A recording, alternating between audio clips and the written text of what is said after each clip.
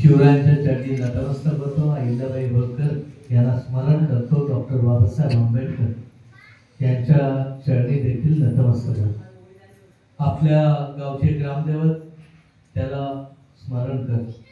आजच्या कैलासवासी कोंडिबा सखाराम ढेबे सभागृहाच्या उद्घाटन प्रसंगी उपस्थित असलेले आपल्या सर्वांचे लाडके आणि या भागामध्ये अतिशय चांगल्या पद्धतीने काम करणारे, किंबहुना हा सभागृह होण्यामध्ये ज्यांचा मोठा हात आहे ते सूर्यकांतजी केतले साहेब, या तालुक्याचे अध्यक्ष अभिषेक ठसाळे, मुंडेगावचे सरपंच आणि तुमच्याशी तेवढे जवळकीचा संपर्क असलेले आमचे मयूर केतले, निलेशजी कोलगे, सिद्धिताई पिटले, विजय गुडेकर, महेश कदम, शंकरजी खरात गुरुजी, रामदादा वरद, श्याम केतले, ह्या सगळ्या कार्यक्रमामध्ये ज्यांनी पुढाकार घेतला ते एस.के. ढेबे, दीपकजी राजे शिर्के, बाबा राजे शिर्के, प्रकाश राजे शिर्के, रामचंद्र ढेबे, बाबूदा हिरवे, बबन गोरे, पांडुरंग गोरे, पंडू केंडे,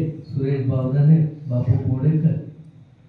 या आज आपण इथं कार्यक्रम जो साजरा करतोय आणि ही इमारत ज्यांच्या जागेवर ज्यांच्या दातृत्वामुळे आज इथं उभी होते ते सखाराम ढेबे आणि त्यांच्याशी निगडीत असलेले सर्व त्यांचं कुटुंब, त्याचबरोबर कोंडिबा ढेबे, इतर सर्वच मान्यवर, माझ्या सगळ्याच भगिनी, मुंबईवरून पुण्यावरून आलेले सर्व मान्यवर बंधू आणि भगिनी. खरं म्हटलं तर आज अतिशय आनंदाचा क्षण आहे, कारण आपण पूजेनिमित्त नेहमी इथे येत असतो आणि पूजेला आल्यानंतर कापडी मंडप किंवा कुठच्यातरी मंडपामध्ये पूजा आपण सगळेजण घेत होतो.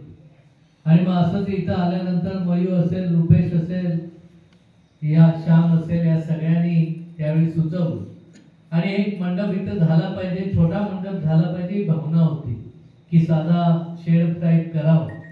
परंतु नंतर मयूच्या बोलण्यात आलं की साधा मंडपापेक्षा इमारत झाली तर बरं होईल आणि मग आपण ती 25-15 मध्ये हे काम सुचवण्याचा एक तिथं प्रयत्न केला.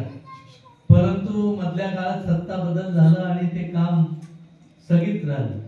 आता तिथं तर आम्ही सगळ्यांनी येऊन शब्द दिला होता काही झालं ते पुरं करायचं आणि मग तेवढ्यात कोयना भूकंपाची यादी आली, त्यामध्ये मला वाटतं 10 लाख परत टाकण्याची काही करायचंच म्हणून आपण ते टाकले. आपलं 10 इकडे 15.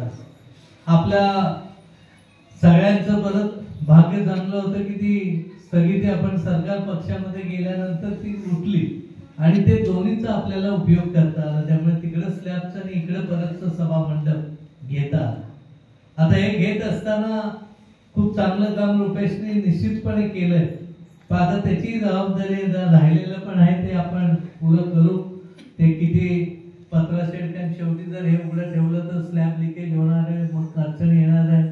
किमान हा एवढाचा एस्टिमेट जर काढलं आणि छोट्या गोष्टी काय बारीक सारीक राहिलेल्या त्यामध्ये घेतल्या तर लगेचच्या लगेच एप्रिलमध्ये आपण एक कमीत कमी जर काम असेल तर कुठच्या ना कुठच्या निधीत लगेचच्या लगेच करू, जेणेकरून पावसापूर्वी हे आपलं काम पुढे करतो. या दृष्टीने आपण प्रयत्न करू. आपल्याला माहिती आहे की धनगर समाज कड्या कोपऱ्यात राहणारा आपल्याकडचा आहे, बाकी ठिकाणी वेगळे परिस्थिती, पण इथे आपल्याकडची परिस्थिती अशी. आणि मग कुठंतरी एक सामाजिक बांधिलकी, एक सभागृह प्रत्येक ठिकाणी व्हावं ही एक माझी इच्छा होती. बऱ्यापैकी प्रत्येक ठिकाणी कुंभारलीचं पण आपलं दोन्ही झाले, इतरही ठिकाणी बऱ्यापैकी घेण्याचा प्रयत्न आपला चालू आहे. काही ठिकाणी राहिली पण असते, ती देखील जर झाली तर एक चांगलं त्या त्या भागामध्ये. त्या आता इथं समजा इथे शिकणारी मुलं आहे, एखादा क्लास घ्यायचा आहे, मुलांना इथं थांबायचं, अभ्यास करायचा आहे, पुढं वाढीव एक्झामला पुढच्या गोष्टीला उपयोगात असेल, या सगळ्यासाठी जर याचा उपयोग झाला तर एक चांगली डेव्हलपमेंट त्या माध्यमातून आपली होऊ शकते. आणि ह्या निमित्ताने जिथं जिथं संधी मिळेल, काही शेवटी जागेचाही प्रश्न असतो, तर ती सभागृह घेण्याचा मी प्रयत्न केला. साडवली सारख्या ठिकाणी देवरुखच्या तालुक्याचं सभागृह असंच पडून होतं. अरे सुरुवात केली होती, चांगलं होतं काम, सदानंद बाईंनी चांगलं काम सुरुवात करून दिली होती, पण तुम्ही गेल्यानंतर ते अर्धच राहिलं होतं, कारण त्यानंतर सत्ता बदल झाल्यामुळे ते काम राहिलं होतं. मी बघितलं थोडी उंची वगैरे वाढवण्याचं त्यांना सुचवलं आणि ते आधी बोलले 5-7 लाखात होईल, अजून 10 लाख लागतील म्हणाले, मग परत 5 लाख म्हणत असं करत अतिशय उत्तम सभागृह तालुक्याचं साडवलेलं झालं. आणि मला वाटतं आता मी रस्ता पण त्यांचा, म्हणजे जो रस्ता नव्हता, तुम्ही कोण गेला असाल तुमच्यापैकी, मला वाटतं गुरुजी होते उद्घाटनाच्या वेळी, तो रस्ता देखील आता आपण पूर्ण करून दिले. आता आपल्या तालुक्याचं पण बांधण्यासाठी जागायला मदत केलेली आहे. ती जागा जर चांगल्या पद्धतीने घेतलं तर कुठून ना कुठून त्यालाही सभागृहाला मदत करण्याची भूमिका माझी निश्चित असेल. कारण शेवटी महिने खंत व्यक्त जरी केली तरी राजकारणात कामाचं आणि राजकारणाचं भविष्यात फार येत नाही, त्या वेळच्या परिस्थितीवरून गणित बदलत असते. आणि हे आपण सगळ्यांनीच बघितलं. यात निवडणुकीमध्ये मी असेल, सुरुशेठ असेल, अबू असेल, मयू असेल, आम्हालाही असा अनुभव आला की कधीच कोण साथ सोडणार नाही, अशाने पण साथ सोडलेली. त्यामुळे हे चालू राहणारं चक्र आहे, त्याच्यामध्ये फार अडकून राहायचं नसतं. पण ह्या दोन्ही वाड्याबद्दल आणि विशेषतः आमच्या SK ढेबेंबद्दल मला खूप अभिमान आहे. कारण त्यांनी एकदा शब्द दिला आणि त्याच्यानंतर त्यांच्यावर खूप आमिष आलं. त्यांच्या वैयक्तिक फायद्याच्या पण वरक साहेब खूप गोष्टी आल्या, तुम्ही त्यातून गेले.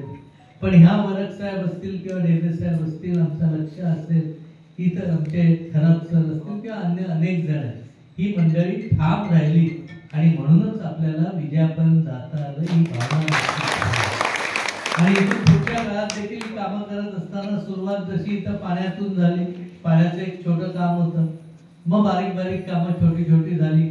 आताच मला मेसेज आला अशोक काजोळकरचा की कुडपचा ट्रान्सफॉर्मर 3 फेज लाईन नव्हती, आम्ही असेच एकदा कशात तरी गेलो होतो. आता 31ला ते म्हणाले उद्घाटन करू, त्यांचा रस्ता पण आपण मुख्यमंत्री सडक मध्ये घेतोय. हा देखील रस्ता टप्प्याटप्प्याने आपण घेण्याचा प्रयत्न केला. सुदैवाने 500 मीटर झाला की लगेच खराब व्हायचा, पुढचा व्हायचा, पण दोन्ही टप्पे मुख्यमंत्री सडक मध्ये मंजूर करता आले. नजीकच्या काळात राहिलेलं काम आहे ते कॉन्ट्रॅक्टरना सांगून आपण ते लवकरात लवकर पूर्ण केलं जाईल, म्हणजे एक चांगला रस्ता होईल.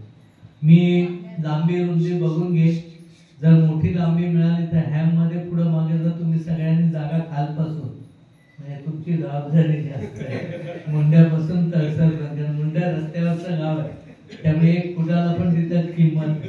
पण मयूरबीशी बसून आम्ही एकदा कधीतरी याचा सर्वे करू. आणि हॅम मध्ये जर मोठा रुंद रस्ता सिमेंट कॉन्क्रीटचा झाला, जसं मी मुरादपूरचे आणि आरवली ते डिग्री हा रस्ता देखील आपण घेण्याचा प्रयत्न करत होतो. तशा पद्धतीने अजून बऱ्याच गोष्टी करता येईल. कारण हे गाव असं आहे की महाबळेश्वरने इथं काय फार मोठा फरक नाही, थोडी थंडी कमी आहे एवढाच फरक आहे. तिथं थंडी आहे, आपल्याकडे थंडी नाही. नजीकच्या काळात खूप चांगलं ऍग्रिकल्चर टुरिझमच्या माध्यमातून असेल, अन्य सगळ्याच्या माध्यमातून असेल, काही ना काही गोष्टी ऍक्टिव्हिटी होईल की कोणी रस्ता झाला की कधी इथं कोण नाही कोण कशा ना कशा, शेवटी आहे बघा बाहेरून लोक आल्याशिवाय म्हणजे राहायला नव्हे पण सहज कशाला ना कशाला तरच ते पैसे आपल्याला 2 पैसे त्या भागामध्ये मिळतात. आणि हे तुम्ही सगळ्यांनी बघितलं की सावर्णा देखील छोटा गाव होता, पण एक संस्था निकम साहेबांनी उभी केली. आज गावाचं महत्व वाढलं. आमचं आणि डेरवण ट्रस्टचे एवढे वाद होते, पण ज्यावेळी MBBS कॉलेज करतायत म्हटलं सगळा आम्ही आमचा मानपान बाजूला ठेवला आणि त्यांना म्हटलं काय लागेल ती मदत आम्ही करू. कारण शेवटी त्याचा उपयोग आज तुम्ही डेरवण रोडला गेला तर रात्री मुंबईत असतं तसं वातावरण, सगळी दुकानं चालू असतात. त्यामुळे ह्या डेव्हलपमेंटचा विचार करून आपल्याला पुढे देखील जायचं आहे. आज इथं बसलेल्या बऱ्याचशा मुली आहेत.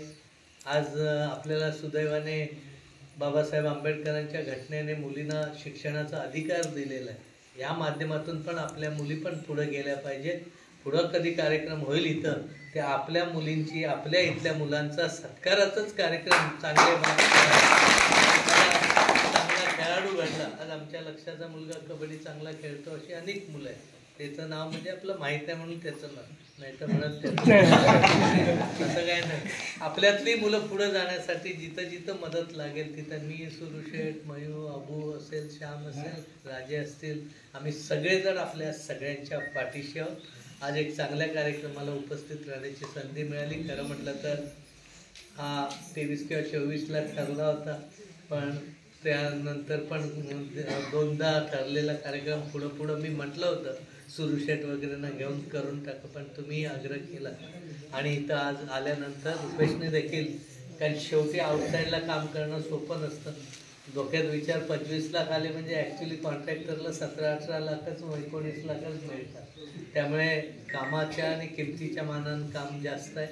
छोटं काम आहे ते रुपेश लवकर पावसाच्या आधी मला ही जबाबदारी माझी असेल ते पूर्ण करून देण्याची. एक हे नुसतं लग्नाला वापरण्यापुरता मर्यादित नसेल तर इतर सगळ्या चांगल्या कामाला त्याचा आपल्याला उपयोग होईल या दृष्टीने आपण प्रयत्न करूया.